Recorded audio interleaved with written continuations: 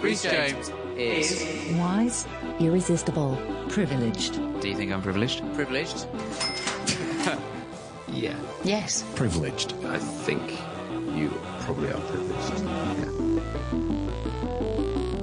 In this episode, I'm going to attempt my dad's accent, by the way, just to warn you up top. The reason I'm warning you is just I don't want any listeners or anything writing in calling me xenophobic.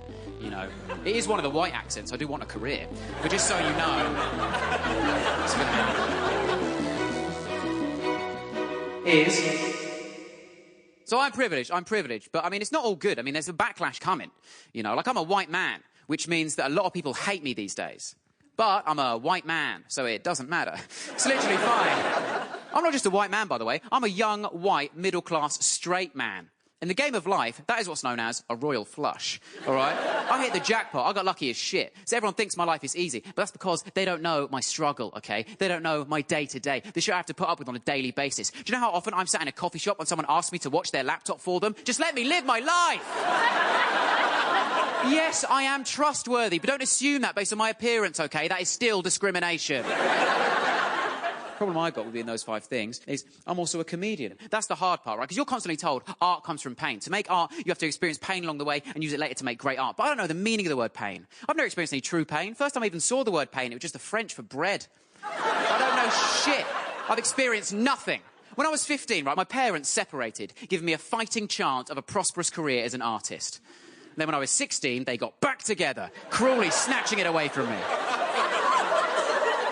I interviewed my parents recently, right? I did an interview for this show. I'd like to play you some clips. It's an interesting, fascinating thing to do, right? Because I got to find out all this stuff, like how they perceived me when I was a kid, right? I found out that they knew that I had star quality. They were so confident. Honestly, they truly believed that I was going to be a star. Listen to this. Did you always think I'd do something like this? No. In unison. Like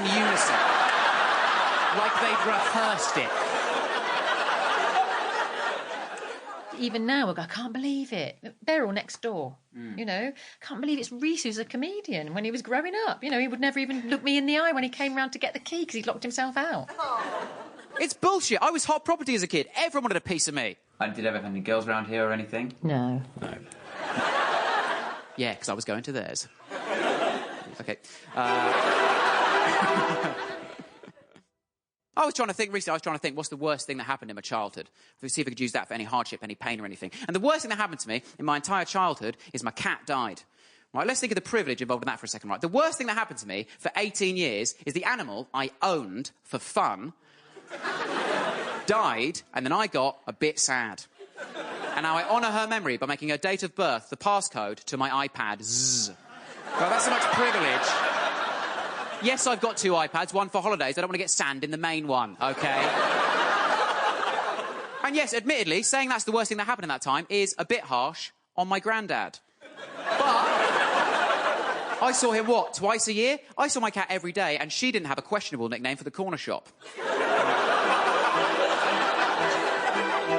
I'm at the age now, right, where my parents no longer give me presents for Christmas, right? They just give me money. But I can't give them money, because that's weird. And also, it would be less money, right? These guys, they're baby boomers. I can't compete with that. They've got disposable income coming out their arse. Probably. I'm not allowed in their room anymore. They've got a lot of cash. I can't receive a card full of cash from my mum and dad and hand back £2 like, oh, maybe if your generation hadn't crashed the housing market, you could have broken even. You know, that's rude. You're only not laughing because it's you. So I've got to buy my parents generic white parent presents. Every year I've got to get them the same thing. Got to get my mum bath stuff. That's what she wants every year, bath stuff. Just get me bath stuff, Rhys, just get me bath stuff. Got her a toaster. She didn't see the funny side. I'm not getting her bath stuff, OK? I refuse. You know why? I don't want her to be in the bath thinking of me, OK? I don't care if it's indirect. I will not be the reason my mum is having a nice bath. That is too far. She gets me money, my mum. She gets me cash, wedge, bicker, bunts, the Queen's Greens, right? She gets me money. But she wants to give me something to open, right? Something to unwrap on Christmas Day, so that while I'm unwrapping it, she can explain that she's kept the receipt, and if I don't like it, I can take it back. I'm like, thanks, Mum. You have bought me an errand. What's for Christmas this year? Oh, a trip to Top Man. Same as last year. Thank you. Sample complete. Ready to continue?